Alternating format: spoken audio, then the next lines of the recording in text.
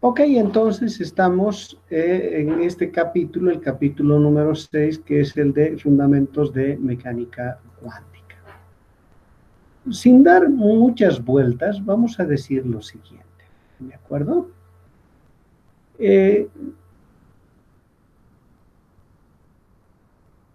Al igual que en todas las ciencias, en la física se trata de describir el comportamiento de algo que está ocurriendo a nuestro alrededor. Para nosotros, lo que está ocurriendo va a ser un fenómeno físico en cuestión. ¿Ya? Ahí está. Tenemos nosotros un fenómeno físico, el cual queremos describir su comportamiento. ¿Cómo lo hacemos nosotros? ¿Cómo hacemos eso? Debemos escoger de un conjunto que le hemos llamado el conjunto de las cantidades físicas, que tiene como elementos a todas las cantidades físicas con las cuales uno puede estudiar el comportamiento de un fenómeno físico cualquiera. ¿Y qué es lo que hacemos? Pues si tomamos la decisión de saber qué pasa con la cantidad física F, es decir, si queremos nosotros averiguar el valor de esa cantidad física de este fenómeno en particular, ¿verdad? Debemos obviamente hacer una medición. Pero, ¿qué sabemos nosotros? Que los fenómenos físicos en realidad obviamente no son estáticos, sino que evolucionan en el tiempo. ¿Qué quiere decir eso? Que lo que estamos estudiando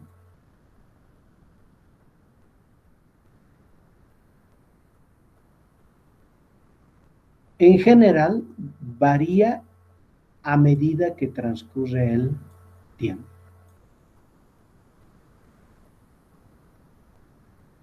Entonces, ¿qué es lo que buscamos?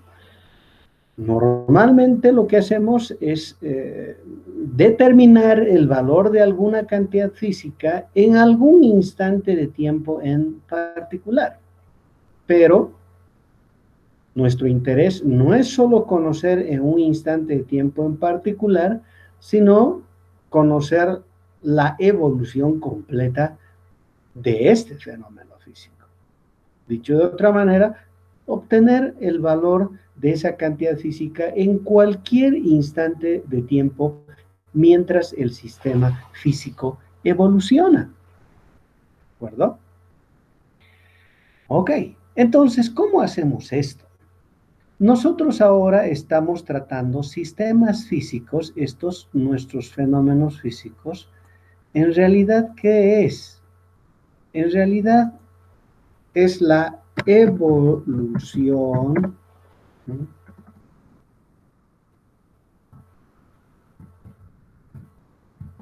dinámica de partículas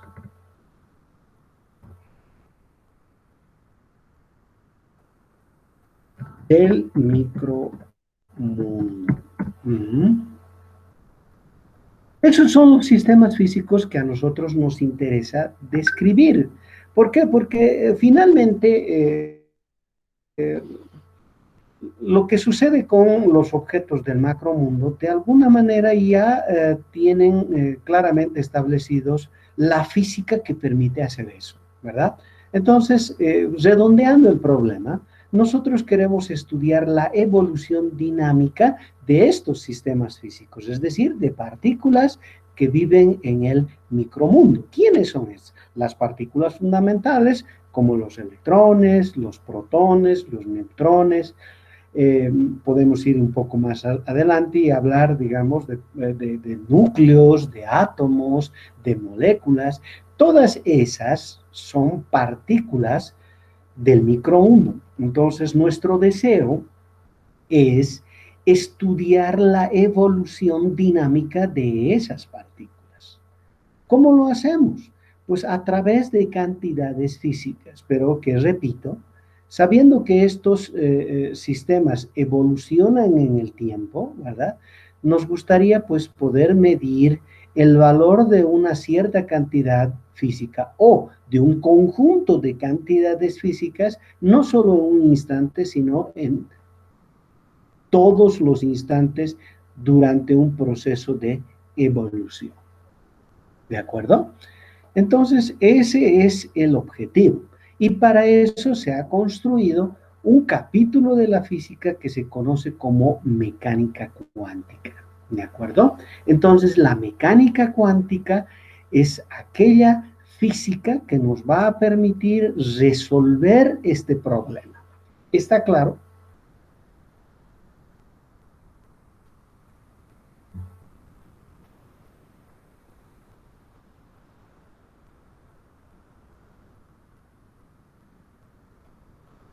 Bien, ¿cómo lo hace?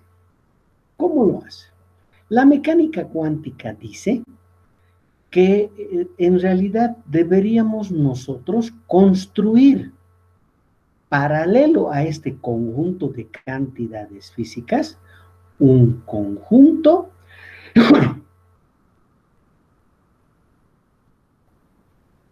aquí quisiera poner, ¿ya? Aquí lo voy a poner, un conjunto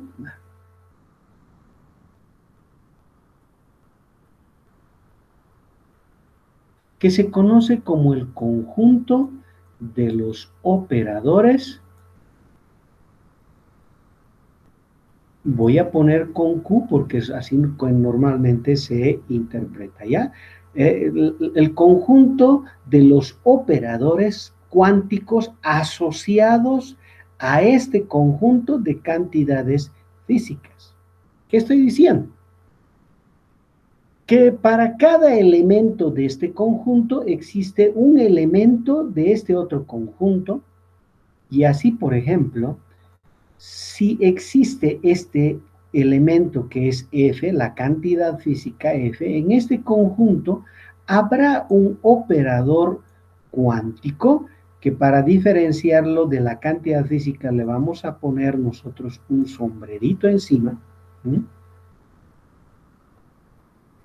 Y así sucesivamente. Para G habrá su respectivo operador y así para cada una de las cantidades físicas de este conjunto.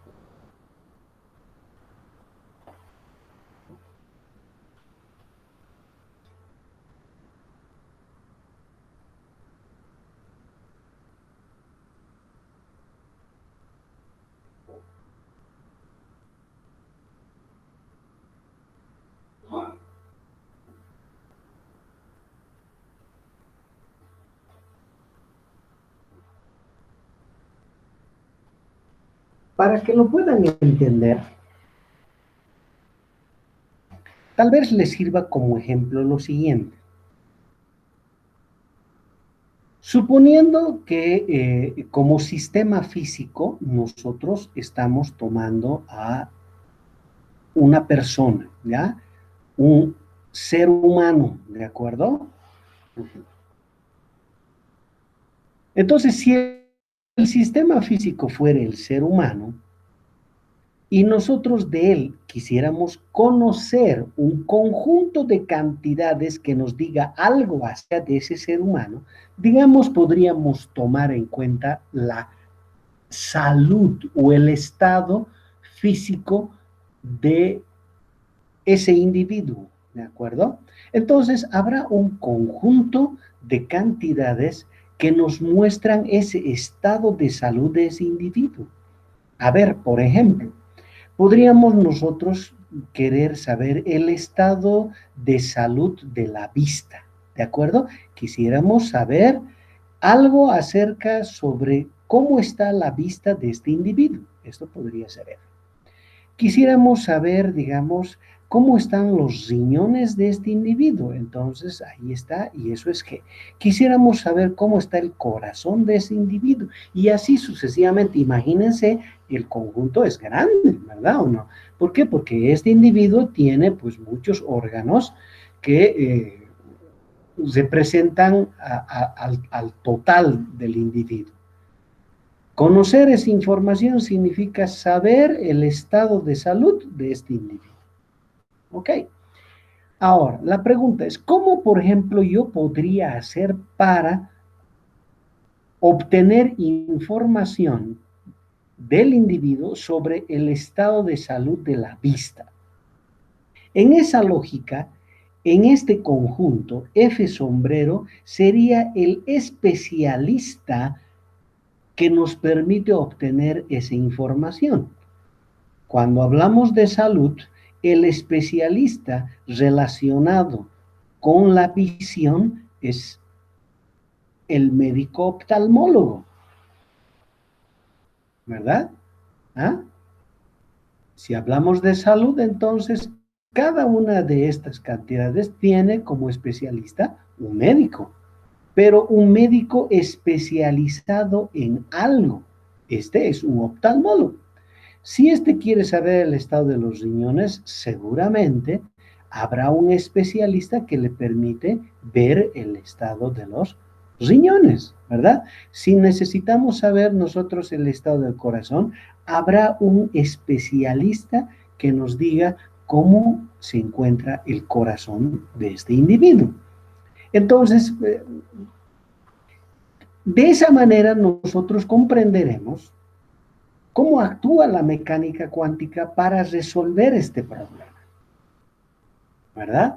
Queremos saber qué pasa con el valor de cierta cantidad física sobre este fenómeno. Pero no en un instante particular, sino posiblemente a lo largo de la evolución del sistema.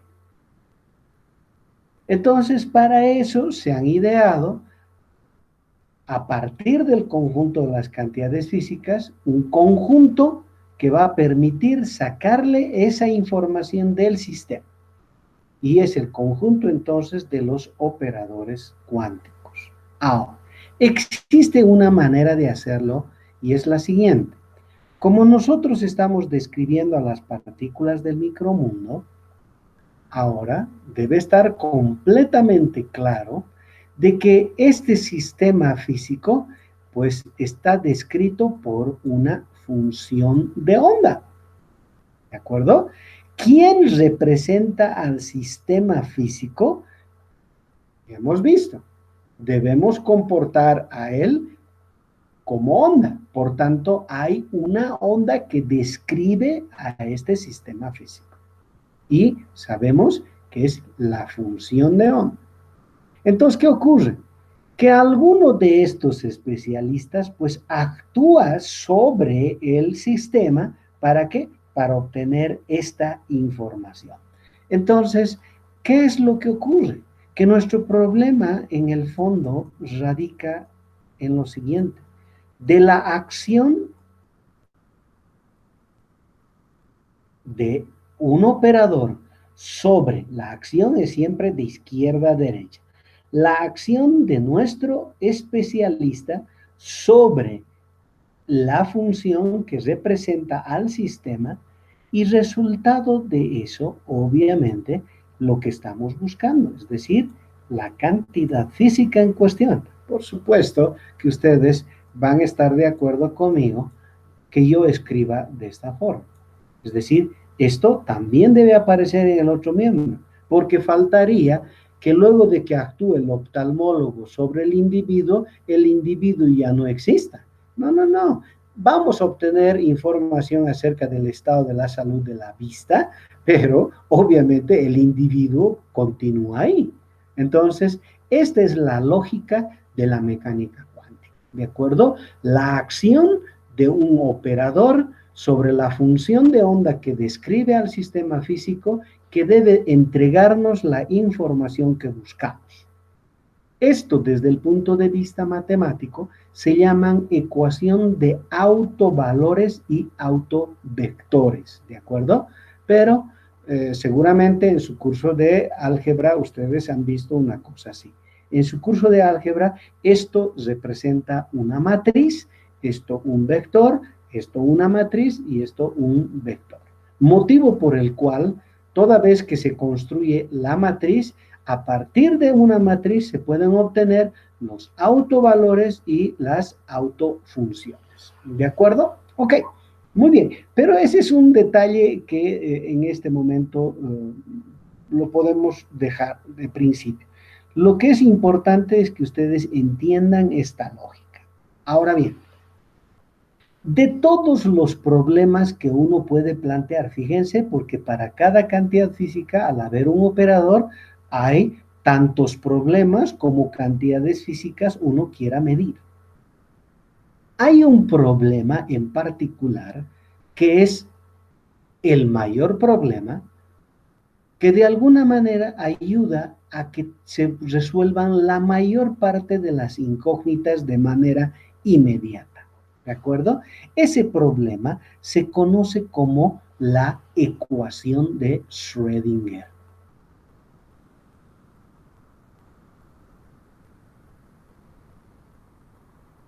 Entonces, vamos a ver nosotros ahora la ecuación de Schrödinger. ¿Ya?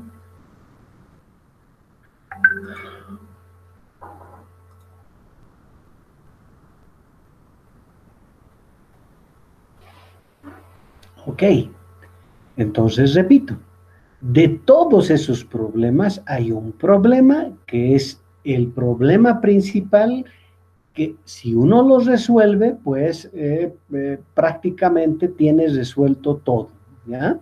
Entonces, ese problema se conoce como la ecuación de Schrödinger. ¿Y cuál es esa? Cuando uno piensa en F y esa F es la energía, ¿ya? Es la energía total del sistema físico que nosotros queremos definir. Toda vez que uno está interesado en obtener la energía del sistema físico en cuestión, entonces el problema matemático que se resuelve se conoce como la ecuación de Schrödinger. Ahora, asociado con la energía, ustedes saben muy bien de que F tiene su operador cuántico, ¿verdad? El operador cuántico de la energía se conoce como el operador de Hamilton, ¿de acuerdo? El operador de Hamilton. Ahora bien, este operador de Hamilton en general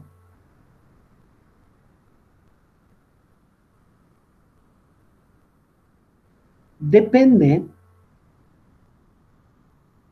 de las variables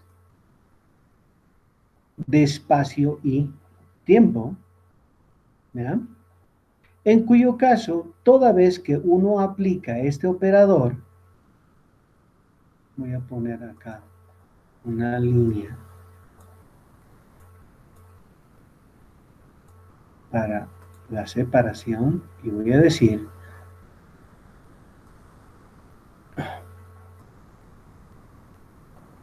toda vez que nosotros aplicamos el operador de Hamilton, que sabemos que en general depende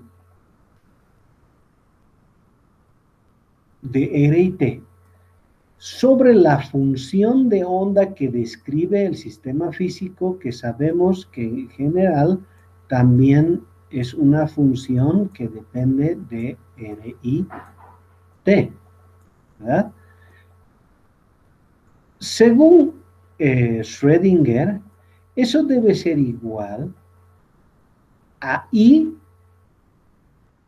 por la constante de Planck barra la derivada respecto al tiempo de esta función.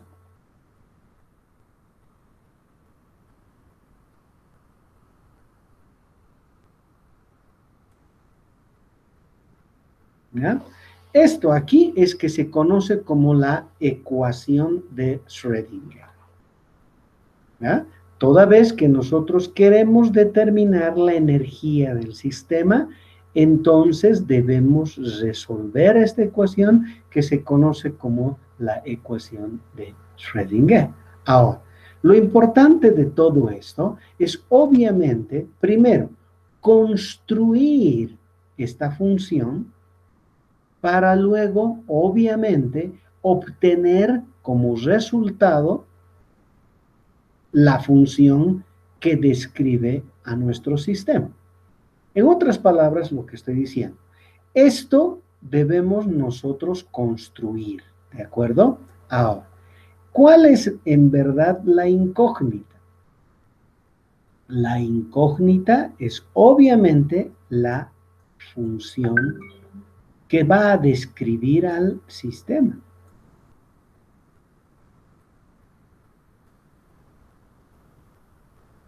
Esto es una de nuestras incógnitas. ¿Ya? No sabemos a priori cuál es la función de la onda que se asocia a nuestro sistema en particular. Entonces, construido el hamiltoniano, nosotros queremos determinar el valor de esta función, por un lado. ¿Cómo lo hacemos? Resolviendo esto que está acá. Ahora, por supuesto que esto es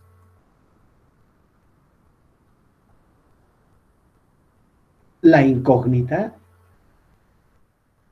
de entrada, ¿verdad?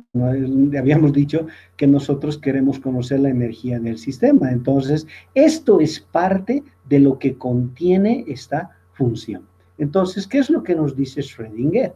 Toda vez que ustedes busquen conocer la energía del sistema físico que estamos describiendo, entonces deben resolver esta ecuación. Resolver esta ecuación, ¿qué significa? Construir el hamiltoniano del sistema físico, ¿para qué? Para hallar la función de onda que describe el sistema. Hallar esta función de onda va a implicar, obviamente, hallar este valor que es nuestro interés de principio. ¿De acuerdo? Ahora, ¿cómo definimos el hamiltoniano? El hamiltoniano de un sistema, en general, se define, y estoy hablando del operador, ¿de acuerdo? El operador de Hamilton se define como el operador de energía cinética más el operador de energía potencial que le voy a llamar U. ¿De acuerdo? Esto es que en general es dependiente de R y T. Ahora, ¿a qué es igual el operador de energía cinética? El operador de energía cinética es el operador del momento lineal de la partícula, si estuviéramos hablando simplemente de traslación, dividido 2 veces la masa. Esto obviamente es no relativista, ¿no? Esto es un medio de la masa por la velocidad al cuadrado, escrito en términos del momento lineal, ¿de acuerdo? Ahora, obviamente existen formas para calcular el operador P. El operador de momento lineal tendrá una forma diferente dependiendo del número de dimensiones. Si el problema es unidimensional, entonces P es igual a menos I H barra por la derivada respecto de la coordenada. Si escogemos X como la coordenada unidimensional, entonces el operador está dado por esta expresión. Y es el complejo, es la raíz cuadrada de menos 1, es esta misma y de aquí, ¿de acuerdo? O si estamos en un problema de 3D, digamos, este P se escribe como menos I H barra nabla, ¿de acuerdo? Es decir, este operador nabla dependerá del sistema de coordenadas en el que uno trabaje, ¿no? Pero en general el operador nabla, digamos, en coordenadas cartesianas, será la derivada respecto de x en y más la derivada respecto de y en j más la derivada respecto de z en k. Para los que no hayan hecho un curso de análisis vectorial, de todas formas han tenido que ver esto en su curso de cálculo 2, ¿verdad? Donde ven geometría en el espacio. Ok, entonces este operador en coordenadas cartesianas es así. Para cada sistema de coordenadas existe una forma en particular. Si les ayuda, yo les puedo poner en el Classroom de la clase algún pequeño resumen para la expresión que tienen habla en los distintos sistemas de coordenadas. Pero ahí está. Entonces, con esto, la energía cinética pues puede expresarse en una dimensión o puede expresarse en 3 dimensiones y tal vez valga la pena mostrarlo, ¿verdad? Entonces, por ejemplo, en una dimensión, la energía cinética se escribirá su operador, hay que elevar al cuadrado, menos al cuadrado más y al cuadrado menos 1, entonces hay un menos, ¿verdad? Esto elevado al cuadrado, entonces h barra cuadrado. ¿Ah? Y esto, ¿qué significa? Pues significa, hay que ser sobre 2m esto, ¿ya? Significa que es la derivada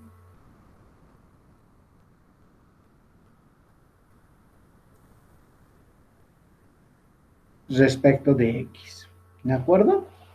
Entonces, así quedaría la energía cinética en 1D.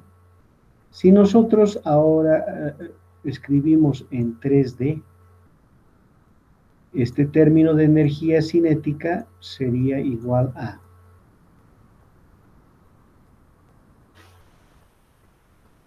lo mismo, ¿verdad? Menos h barra cuadrado dividido 2 veces la masa. Por si acaso, todo lo que estamos desarrollando es para sistemas no relativistas, ¿ya? Cuando estamos tratando de describir sistemas de partículas que se mueven a velocidades relativistas, entonces cambia mucho la historia, pero no nos vamos a ocupar de eso ahora, ¿ya? O al menos en este curso. Ahí está. Entonces tenemos a nabla cuadrado. Nabla cuadrado es pues un operador que se conoce como el laplaciano, ¿ya? ¿Y a qué es igual? Pues es la segunda derivada respecto de x. Estoy poniendo en coordenadas cartesianas. También tiene su forma, si escribiera yo, en coordenadas cilíndricas o esféricas, que obviamente es útil dependiendo del tipo de geometría de nuestro problema en cuestión. Ahí está.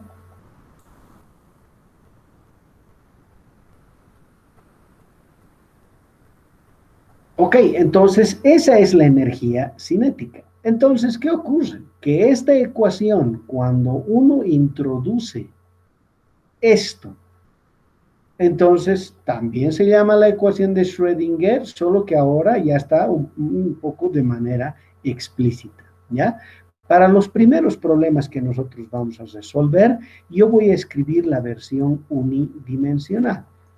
¿De acuerdo? Entonces, ¿qué significa? Que voy a escribir este término aquí más esto.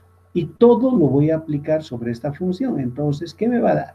Me va a dar menos h barra cuadrado sobre 2 veces n.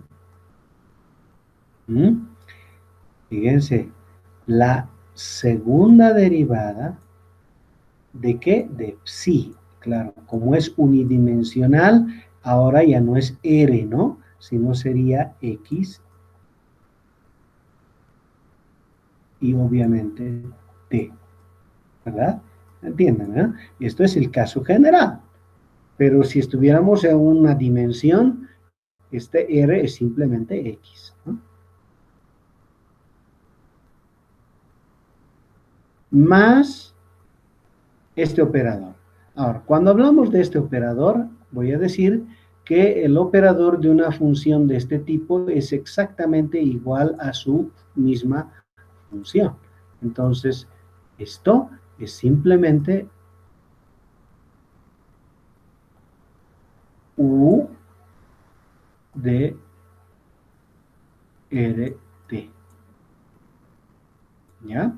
¿Eso qué significa? Que en 1D esto simplemente será u de xt.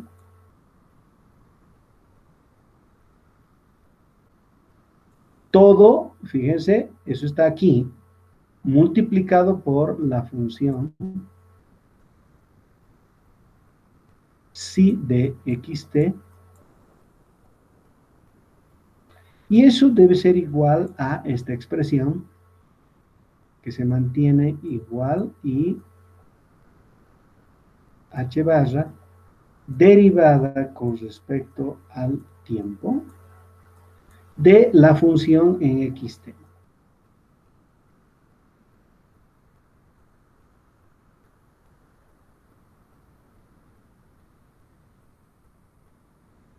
¿Ya? Ahí está.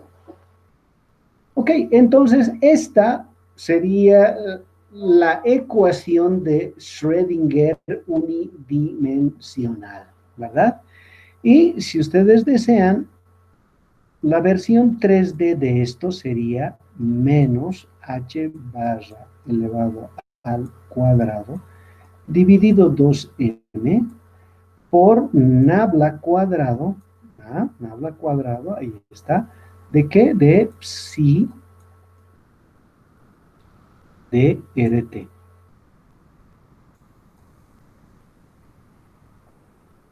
Más u de rt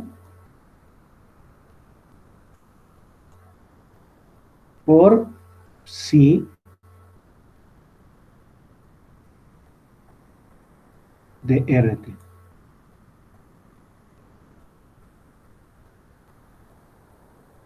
Igual a i h barra derivada con respecto al tiempo de psi de rt.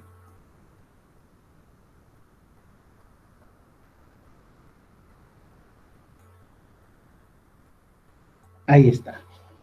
Ok, entonces tenemos la ecuación de Schrödinger en una dimensión o en 3 dimensiones. Entonces, ¿qué vamos a obtener como resultado de esto? Nosotros vamos a obtener la función. ¿Cuál es la incógnita acá? La incógnita acá es psi de xt. Esa es la incógnita. Vamos a saber a qué es igual la función de la onda asociada a ese sistema dinámico en cuestión. ¿Esto va a implicar la energía? Sí, va a implicar la energía. O sea que si sabemos esto, vamos a conocer la energía, por supuesto. ¿Ya? Y en este problema tridimensional, obviamente, la incógnita es psi de r.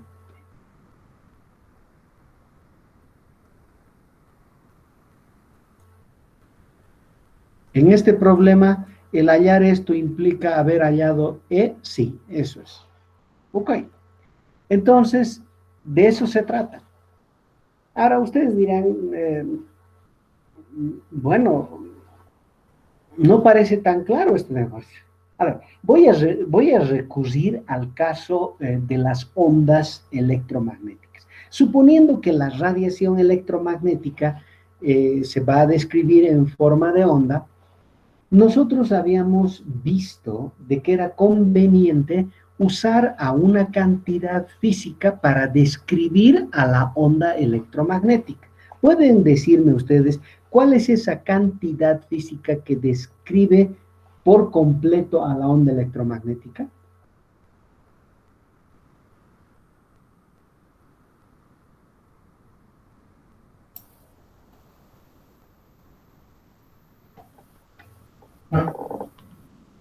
¿Quién?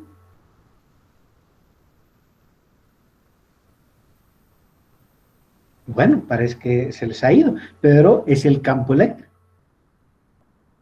Veíamos que si podíamos determinar la expresión analítica del campo eléctrico, el campo eléctrico pues nos decía absolutamente todo acerca de la onda electromagnética.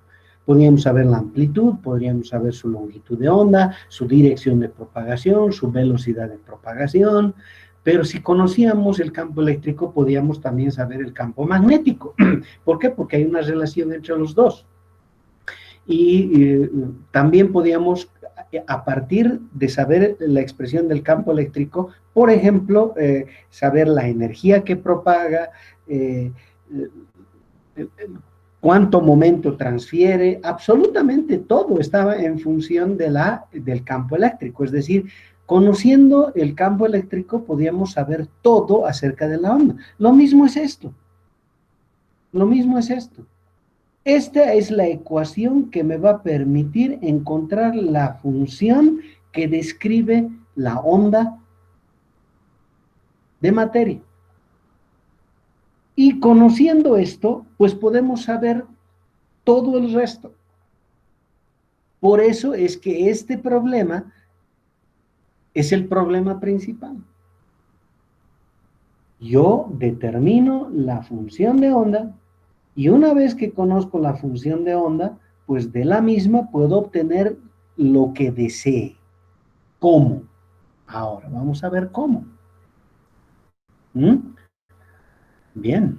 Debido a que este es un problema de probabilidad, entonces el cómo tiene que ver con la búsqueda de valores medios. Entonces, también se llaman valores esperados o esperanza matemática, ¿no? Valor medio de una cantidad física. Entonces, ¿cómo obtener el valor medio de una cantidad física? Muy bien. Para esto yo voy a hacer recuerdo alguito matemático, ¿de acuerdo? Ese alguito matemático, si ustedes recuerdan, es el siguiente. Voy a imaginar una cantidad cualquiera, esto es pura matemática. Esa cantidad le estoy llamando X. Yo determino el valor de esa cantidad una vez y le estoy llamando X1. Ahora, si hago miles de veces la medida de esa cantidad, yo sé que va a haber una distribución de probabilidad. ¿Eso qué quiere decir? Que yo cuando mida voy a poder obtener este valor con una cierta probabilidad que le voy a llamar P de X1. ¿De acuerdo? Si trato de otra cantidad, digamos X2, sé que ese valor puedo obtenerlo con una probabilidad que le estoy llamando X2. Y así sucesivamente. Cualquier valor que uno quiera medir, lo puede hacer con una cierta probabilidad. Si esta es una distribución discreta, el valor medio de todo este conjunto es igual a ¿qué?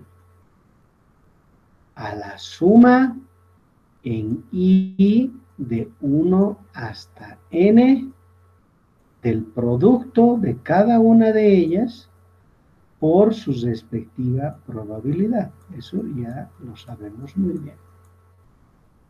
Esto seguramente ustedes lo han visto en su curso de estadística, ¿verdad? Ahí está. Esta es la manera en la que uno determina el valor medio de un conjunto de medidas, cada una de las cuales pues entrega un valor asociado con su respectiva probabilidad. Ahora, si estos valores todos salen con la misma probabilidad, entonces esto conduce a la sumatoria de los valores dividido entre el número de valores, ¿verdad? Entonces eso, es decir, esta expresión que todo mundo maneja, la sumatoria de los x sub i sobre n, ¿verdad?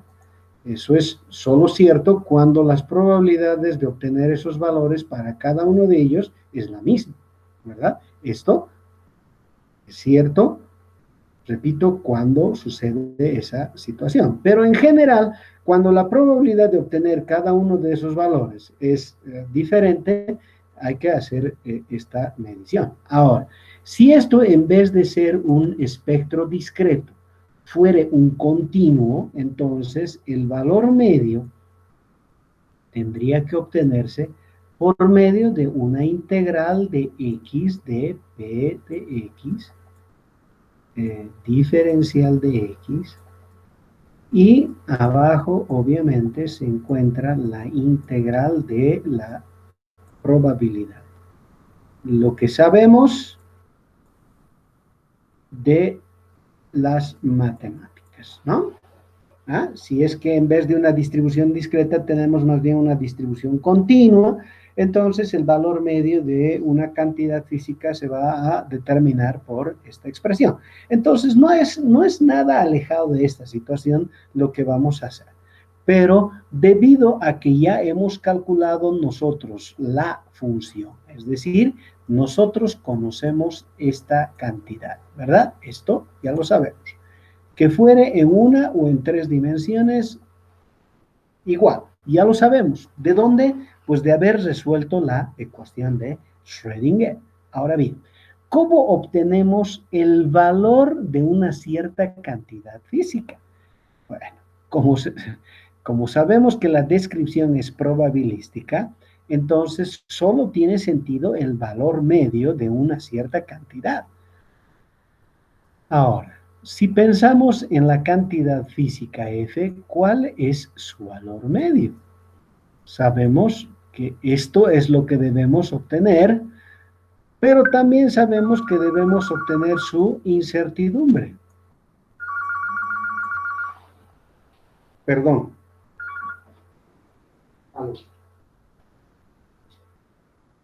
Hola, inspector, ¿cómo estás?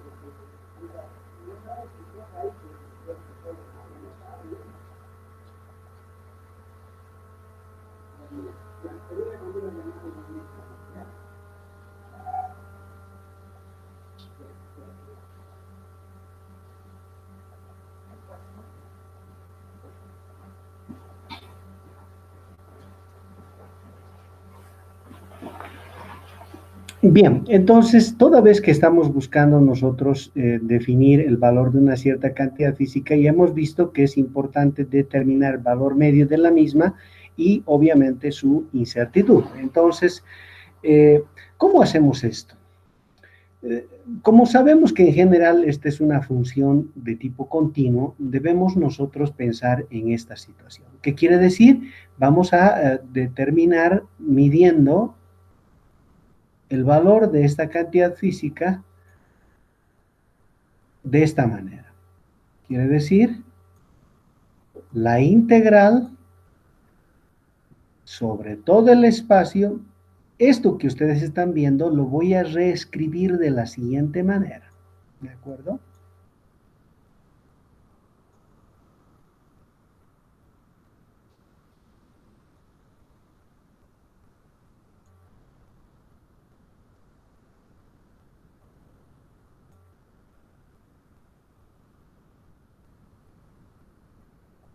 Si en general se tratara de B. Y hemos visto de que B puede ser una dimensión o cualquier número de dimensiones. Y abajo, ¿qué tendríamos? Nosotros abajo simplemente sería el producto de...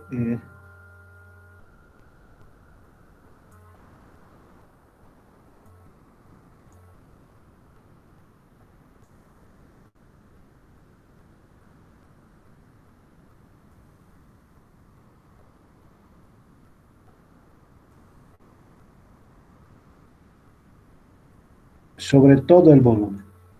Esto que nosotros definimos como la condición de normalización y debe ser igual a 1, ¿verdad? Es decir, esto que está aquí adentro es la densidad de probabilidad. ¿Qué estoy diciendo?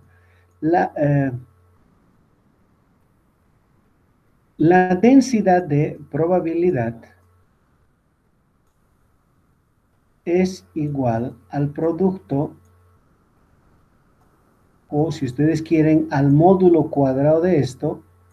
Y el módulo cuadrado, como se trata de una función que en general pertenece al plano complejo, lo mismo, esta se obtiene haciendo el complejo conjugado de la misma y multiplicándola por la función. O sea que esto que está aquí abajo es la probabilidad total, que como vimos debería cumplir con la condición de normalización, que quiere decir eso, que todo esto debería ser igual a 1.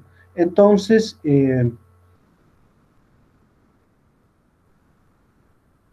significa que el valor medio de f va a ser igual a la integral sobre todo el espacio del complejo conjugado de esta función que conocemos multiplicado por el resultado, fíjense por favor, es muy importante eso, ¿ya? Multiplicado por el resultado de la aplicación del operador asociado a f sobre la función. ¿De acuerdo? Esto integrado sobre todo el espacio.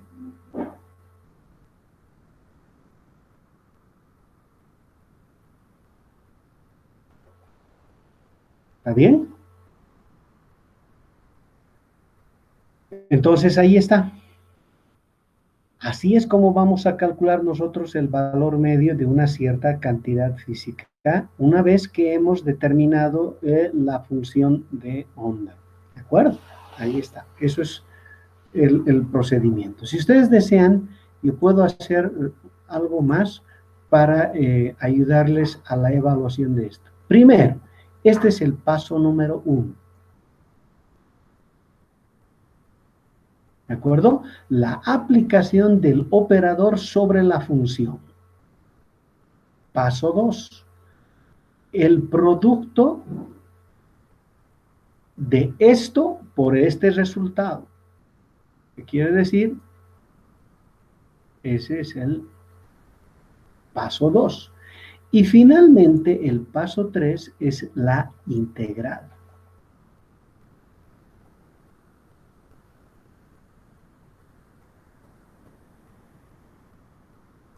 Ahí está. Entonces, este es el paso 3. Entonces, esto se hace en 3 pasos, por favor, ¿ya?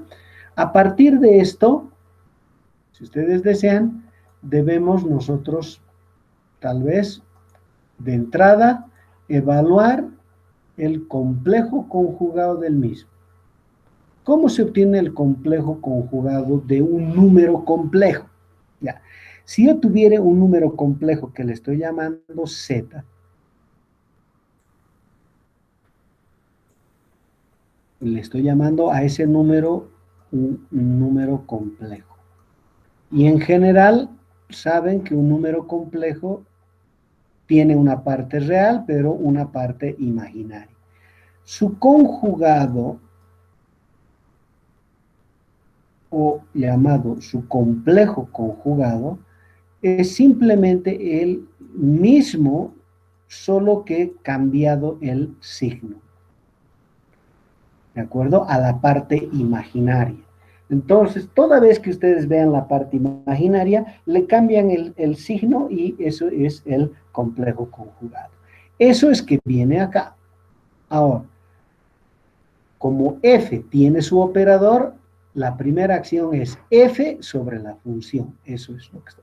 El resultado de eso multiplicamos por el complejo conjugado, es la operación 2. Y a todo eso recién integramos y obtenemos el valor de f en cuestión. ¿Ya?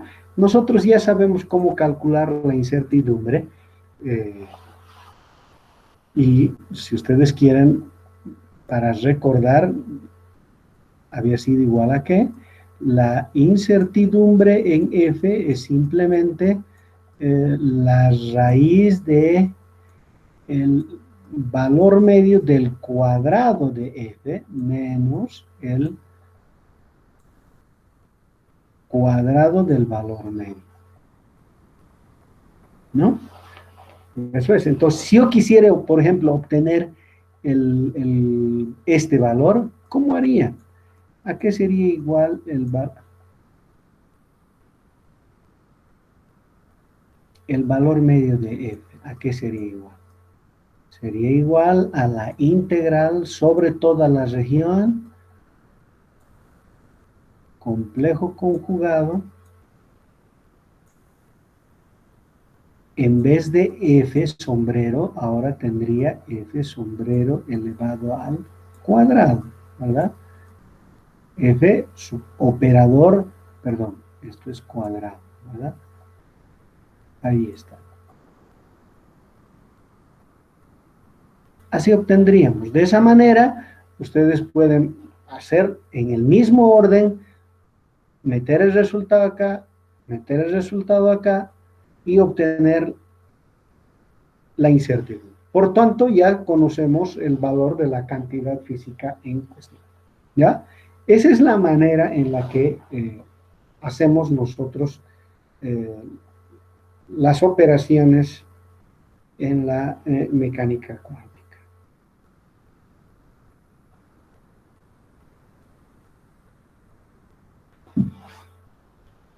Bien, entonces,